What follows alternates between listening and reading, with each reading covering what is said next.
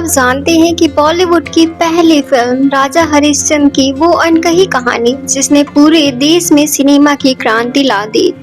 यह फिल्म केवल एक कहानी नहीं है बल्कि सत्य, धर्म, त्याग और एक ऐसी मिसाल है जो आज भी दिलों को छू जाती है। आइए जानते हैं कि कैसे एक राजा ने अपने राज्य, परिवार और सारी खुशियों को छोड़कर सत्य के लिए लड़ाई लड़ी और इतिहास रच दिया। ये कहानी है भारतीय सिनेमा के जनक दादा साहेब फाल्के की पहली मूक फिल्म की, जिसने भारतीय फिल्म उद्योग की नींव रखी और यह भारत की पहली फिल्म थी जिसने बॉलीवुड में एक नया मुकाम लाया। चलिए शुरू करते हैं वीडियो, लेकिन उससे पहले आप चैनल को सब्सक्राइब कीजिए, वीडियो को लाइक करना मत भूलिएगा अगर आपको वीडियो पसंद आता है। राजा हरिश्चंद्र फिल्म दादा साहेब फाल्के द्वारा निर्देशित और निर्मित 1913 की भारतीय मूक फिल्म है। इसे अक्सर पहली पूर्ण लंबाई वाली भारतीय फीचर फिल्म भी माना जाता है। राजा हरिश्चंद्र में दत्तात्रेय दामोदर दापके, अन्ना सालुंके, भालचंद फाल्के और गजानन वासुदेव सानीसल शामिल हैं। यह हरिश्चंद्र की कथा पर आधारित है जिसमें डबके ने शीर्षक चरित्र निभाया है। मूक होने के बावजूद फिल्म में अंग्रेजी, मराठी और हिंदी भाषा के अंत शीर्षक थे। अप्रैल 1911 में बॉम्बे के थिएटर में द लाइफ ऑफ क्राइस्ट 1906 देखने के बाद फाल्के ने एक फिल्म बनाने का फैसला किया। फरवरी 1912 में वह फिल्म निर्माण में एक तकनीकी सीखने के लिए 2 सप्ताह के लिए लंदन भी गए और दादा साहब फाल्के वापस आकर फाल्के फिल्म कंपनी की स्थापना की। उन्होंने इंग्लैंड, फ्रांस, जर्मनी और संयुक्त राज्य अमेरिका से फिल्म निर्माण और प्रदर्शनी के लिए आवश्यक हार्डवेयर का आयात भी किया। फाल्के ने अपने उद्यम के लिए निवेशकों को आकर्षित करने के लिए एक लघु फिल्म अंकुराची वध, एक मटर के पौधे की वृद्धि की शूटिंग भी की। उन्होंने कलाकार और क्रू की मांग करते हुए विभिन्न समाचार पत्रों में विज्ञापन भी प्रकाशित कराए। चूँकि महिला भूमिकाएं निभाने के लिए कोई महिला उपलब्ध नहीं थी, इसलिए पुरुष अभिनेता ने ही महिला की भूमिका निभाई। फाल्के फिल्म प्रोसेसिंग के साथ पटकथा निर्देशन, प्रोडक्शन डिजाइन और मेकअप, फिल्म संपादन के प्रभारी थे। फिल्म का प्रीमियर 21 अप्रैल 1913 को बॉम्बे के ओलंपिया थिएटर में हुआ और 3 मई 1913 को गिरगांव के coronation cinematographer and variety hall में इसका प्रदर्शन हुआ। यह व्यावसायिक रूप से सफल रही और इसने देश में फिल्म उद्योग की नई नींव रखी। यह फिल्म आंशिक रूप से खो गई है। फिल्म की केवल पहली और आखिरी रील ही भारतीय राष्ट्रीय फिल्म अभिलेखागार में सुरक्षित है। कुछ फिल्म इतिहासकारों का मानना है कि ये रील 1917 में फाल्के द्वारा निर्देशित फिल्म सत्यवादी राजा हरिश्चंद्र की रीमेक की है। राजा हरिश्चंद्र को पहली पूर्ण लंबाई वाली भारतीय फीचर फिल्म के रूप में मान्यता देने पर बहस होती रही है। कुछ फिल्म इतिहासकार दादा साहेब तोड़ने की मूक श्री पुंडलिक, जो कि 18 मई 1912 को रिलीज हुई थी, को भारतीय की पहली फिल्म मानते हैं। हालांकि भारत सरकार राजा हरिश्चंद्र को पहली भारतीय फीचर फिल्म मान चुकी है। और क्या आप जानते हैं कि पुरुष रसोइया बना था इस फिल्म में महिला, क्योंकि उस समय महिला का मिलना मुश्किल होता था और कर्जा लेकर यह फिल्म बड़े मुश्किलों से भारत की पहली फिल्म भी बनी थी। आपको बता दें 28 दिसंबर 1895 जब लूमियर ब्रदर्स द्वारा बनाई गई दुनिया की पहली फिल्म की पेरिस में पब्लिक स्क्रीनिंग हुई तो ये फिल्म मात्र 45 सेकंड की थी।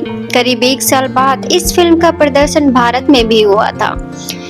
इसलिए इस शुरुआत के बाद अगले कुछ वर्षों तक फिल्मों में कई तरह के प्रयोग होते रहे और 1911 में तब बॉम्बे शहर में अमेरिका इंडिया पिक्चर पैलेस में एक फिल्म दिखाई जाती है जिसका नाम था द लाइफ ऑफ क्राइस्ट। तब इस फिल्म को देखने वहाँ एक 41 साल के शख्स पहुँचते हैं। उसका नाम था ढूंढीराज। फिल्म देखते ही ढूंढीराज तालियां पीट रहा था और साथ ही साथ उनके मन में कई कल्पनाएं आकार ले रही थीं। उस वक्त थिएटर में बैठे किसी व्यक्ति को ये अंदाजा भी नहीं था कि बहुत जल्द भारत के सिनेमा जगत का इतिहास रचा जाने वाला है। इस घटना के करीब 2 साल बाद यानी कि 3 मई 1913 को भारत की पहली फिल्म हरिश्चंद्र रिलीज होती है। जिस ढूंढीराज शख्स के हमने शुरुआत में जिक्र किया था, उनका नाम था ढूंढीराज गोविंद फाल्के, जिन्हें हम भारतीय सिनेमा के पिता दादा साहब फाल्के के नाम से जानते हैं। इस फिल्म को बनाने के लिए दादा साहब फाल्के को कितनी मुश्किलों का सामना करना पड़ा, इस बात से आज भी बहुत सारे लोग अनजान हैं। आज जब फिल्मों में VFX या उसकी कहानी और किरदार को सोशल मीडिया पर बहस छिड़ जाती है, ऐसे समय में उस दौर की कल्पना करना कितना मुश्किल होता है जब संसाधन सीमित थे। तो आज भारत की पहली फिल्म हरिश्चंद्र की रिलीज के इतने साल बाद भी इस फिल्म के बनने को लेकर रिलीज होने तक के सफर को आज हम पूरा बताएंगे। बताते हैं आपको कि नासिक के एक परंपरागत ब्राह्मण परिवार में 30 अप्रैल 1870 को दादा साहब फाल्के का जन्म हुआ। शुरुआती पढ़ाई जे स्कूल ऑफ आर्ट्स में हुई। इसके बाद उन्होंने बड़ौदा के कला भवन में दाखिला लिया और अपने लिए एक सही राह तलाशनी शुरू कर दी, लेकिन मन किसी एक पेशे में टिक नहीं पाता था। उस वक्त के मशहूर चित्रकार राजा रवि वर्मन से प्रभावित होकर दादा साहब ने उसका प्रेस ज्वाइन कर लिया। इसी बीच किसी ने उन्हें खुद का प्रेस शुरू करने की सलाह दी। दादा साहब ने बात मान ली और लक्ष्मी आर्ट प्रिंस वर्क नाम से एक प्रेस शुरू कर दिया। इस प्रिंटिंग प्रेस में नई मशीनें लाने के लिए दादा साहब फाल्के 1909 में जर्मनी गए, तो वहां से वापस आने पर बिजनेस पार्टनर से अनबन हो गई। मजबूरन उन्हें प्रेस छोड़ना पड़ा। कहते हैं कि इसके बाद दादा साहब फाल्के वैरागी हो गए और सब कुछ छोड़कर बनारस चले गए। लेकिन किसे पता था कि आने वाले साल उनकी जिंदगी में नई इबारत लिखने वाला है। साल 1911 में दादा साहब अपने बेटे के साथ अमेरिका इंडिया पिक्चर पैलेस में अमेजिंग एनिमल्स नाम की फिल्म देखने गए। स्क्रीन पर जानवरों को देखकर फाल्के का बेटा अचंभित हो जाता है और घर आकर माँ को सारी बातें बताता है, क्योंकि तब के दौर में ये सब कुछ कल्पना जैसा था। बच्चे की बात पर कोई यकीन नहीं करता, इसलिए अगले दिन दादा साहब पूरी फैमिली के साथ वही फिल्म देखने पहुंचते हैं। लेकिन यहाँ पर ट्विस्ट आ जाता है और यही ट्विस्ट दादा साहब फाल्के की पूरी जिंदगी बदल देता है। दरअसल होता ये है कि जिस दिन फाल्के फैमिली फिल्म देखने पहुंचती है उस दिन ईस्टर था, इसलिए थिएटर में जानवरों वाली फिल्म की जगह ईसा मसीह के जीवन पर आधारित film the life of Christ दिखाई जाती है। इस फिल्म को एक फ्रेंच डायरेक्टर ने बनाया था। जब थिएटर में बैठकर दादा साहब फाल्के ने द लाइफ ऑफ क्राइस्ट देखी तो उनके मन में फिल्मों को लेकर कई कौतूहल जागे। फाल्के ने ऐसा सोचा कि ऐसी फिल्म तो भारतीय परिदृश्य पर भी बनाई जा सकती है, इसलिए वापस आते ही उन्होंने फिल्म बनाने के तरीकों पर रिसर्च शुरू कर दी। जहां से भी पता चलता उन्होंने फिल्मों से जुड़ी ही किताबें, टैगलाइन, इक्विपमेंट्स इकट्ठे करने शुरू कर दिए। वो हर शाम 4-5 घंटे बैठकर फिल्म देखा करते और इस वजह से उनकी पूरी नींद भी नहीं हो पाती। नतीजा ये हुआ कि उन्हें दिखाई देना लगभग बंद हो गया। हालांकि डॉक्टर के इलाज की बदौलत रोशनी वापस आ गई। इसके बाद दादा साहब फाल्के ने लंदन जाने का विचार किया ताकि फिल्म बनाने से जुड़ी तकनीकी जानकारियां हासिल हो सकें। लेकिन उनके पास पैसे कहां से आते थे? अब तक फाल्के अपनी सारी जमा पूंजी स्वाहा कर चुके थे, इसलिए उन्होंने किसी तरह अपनी इंश्योरेंस पॉलिसी गिरवी रखकर 10,000 रुपए का जुगाड़ किया और 1 फरवरी 1912 को लंदन के लिए रवाना हो गए। लंदन में उन्होंने बाइस्कोप सिने वीकली नाम की एक साप्ताहिक मैगजीन के एडिटर मिस्टर कैब्रॉन से मुलाकात की। फाल्के इस मैगजीन के सब्सक्राइबर भी थे, लिहाजा कैब्रॉन ने उनकी दोस्ती अच्छी हो गई। शुरुआत में कैब्रॉन ने फिल्म बनाने का आइडिया छोड़ देने को कहा, लेकिन दादा साहब फाल्के के डेडिकेशन के आगे उन्हें आखिरकार झुकना पड़ा। कैमरॉन ने ही फाल्के की मुलाकात मशहूर ब्रिटिश डायरेक्टर और प्रोड्यूसर सेसिल हैफवर्थ से करवाई, जिन्होंने दादा साहब को फिल्में बनाने से जुड़े कई गुण सिखाए। इससे करीब 2 महीने बाद कैमरे और बाकी जरूरी इक्विपमेंट के साथ दादा साहब फाल्के भारत लौट आए। फिल्म बनाने की तकनीक तो मिल गई थी, लेकिन अब पैसे नहीं थे। इसलिए फाइनेंसर्स को यकीन हो गया कि उन्होंने मटर के पौधे का विकास नाम से एक शॉर्ट फिल्म बनाई है। इस 1 मिनट की शॉर्ट फिल्म में मटर के दाने से पौधा बनने तक की प्रक्रिया दिखाई गई थी। ये तकरीबन काम कर गई और उन्हें फिल्म बनाने के लिए एक छोटी रकम लोन के तौर पर मिल गई। यहाँ से भारत की पहली फीचर फिल्म राजा हरिश्चंद्र बनाने का सफर शुरू हो गया। लेकिन मुश्किलें कम नहीं हुई। इस वाक्य को पढ़ते समय आपको ये नहीं बोलना चाहिए कि ये वो दौर था जब भारत में अंग्रेजों का शासन था। उस समय अंग्रेजों की दमनकारी नीतियां अपने चरम पर थीं और भारतीयों के लिए संसाधनों की कमी थी। खैर, फिल्म की स्क्रिप्ट तो तैयार हो गई और कास्टिंग के लिए अखबारों में विज्ञापन भी दे दिया गया। इसके बाद अभिनय के लिए पुरुष कलाकार को तो मिल गए, लेकिन फिल्म के लिए एक महिला कलाकार तैयार नहीं हुई। कहा जाता है कि इसके बाद दादा साहब फाल्के मुंबई की रेड लाइट एरिया में भी गए, लेकिन कोई महिला फिल्म में काम करने को तैयार नहीं थी। बाद में एक तवायफ राजी तो हुई, लेकिन ऐन मौके पर उसके मालिक ने धोखा दे दिया।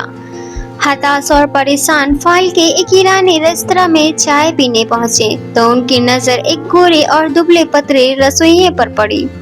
उसका नाम तो अर्णा हरी सालुंके था। दादा साहब फाल्के ने उससे मुलाकात कर फिल्म में काम करने के लिए मना लिया।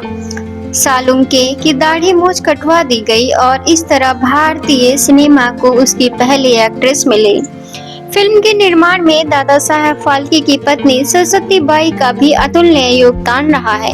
जब पैसे कम पड़े तो उन्होंने अपने जेवरात बेच दिए।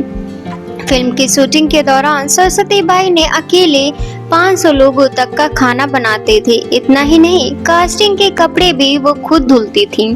कई बार तो सीन के वक्त जो सफेद सीट लेकर घंटों खड़े रहती थीं।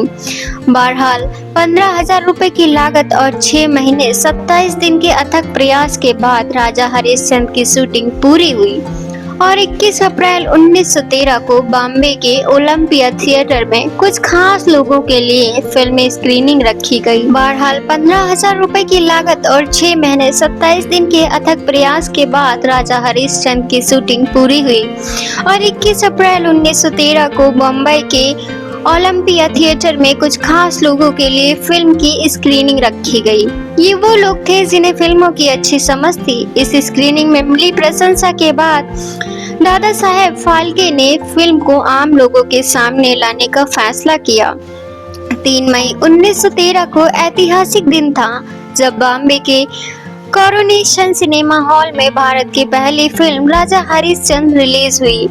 फिल्म सुपरहिट साबित हुई और इसके साथ ही ये तारीख और दादा साहब फाल्के का नाम इतिहास के पन्नों में दर्ज हो गया।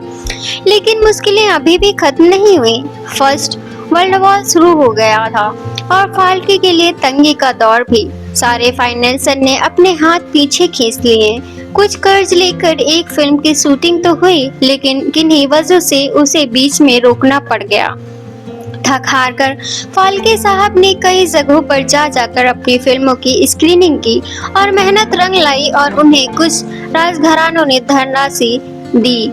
इसके बाद फिल्म लंका दहन की शूटिंग शुरू हुई और इसे 17 दिसंबर 1917 को सिनेमा घर में रिलीज किया गया। आपको वो अर्णा सालुंके नाम का रसोइया याद होगा जिसे राजा हरिश्चंद्र में महिला का किरदार निभाया था। उसी सालुंके ने लंका दहन में राम और सीता दोनों का रोल निभाया और इतिहास के पन्नों में अपना नाम भारतीय सिनेमा के डबल रोल नामक वाले पहले व्यक्ति के रूप में दर्ज करा लिया। लंका दहन इतनी हिट हुई कि शो की स्क्रीनिंग सुबह 7 बजे से अगले दिन सुबह 3 बजे तक करनी पड़ी। कहते हैं कि इस दौरान टिकट काउंटर से बैलगाड़ियों में भर भर कर सिक्के ले जाने पड़ रहे थे। इस सफलता ने न सिर्फ फाल्के साहब के सारे कर्जे उतार दिए, बल्कि उन्हें एक दूर दूर तक विख्यात इंसान भी बना दिया। दादा साहब फाल्के की फिल्में पौराणिक घटनाओं पर आधारित होती थी। इन फिल्मों में संवाद भले ही नहीं होते थे, लेकिन धर्म में आस्था रखने वाले भारतीय समाज को ये फिल्में काफी सुखद अनुभव देती थी। मगर समस्या ये भी थी कि जब फाल्के ऐसी साइलेंट फिल्में बना रहे थे, तब टेक्नोलॉजी तेजी से बदल रही थी। साल 1931 में भारत की पहली बोलती फिल्म आलम आरा रिलीज हुई। राजा हरिश्चंद्र के बाद से शुरू अपने 19 साल के सफर में दादा साहब फाल्के ने 95 फिल्में और 26 से ज्यादा शॉर्ट फिल्में बनाई। उनकी आखिरी फिल्म गंगावतरण थी। समय के साथ फाल्के समझ गए थे फिल्म मेकिंग का उनका स्टाइल अब प्रचलित हो गया है, लिहाजा उन्होंने फिल्म जगत से संन्यास ले लिया और 16 फरवरी 1950 को नासिक में उन्होंने अंतिम सांस ली।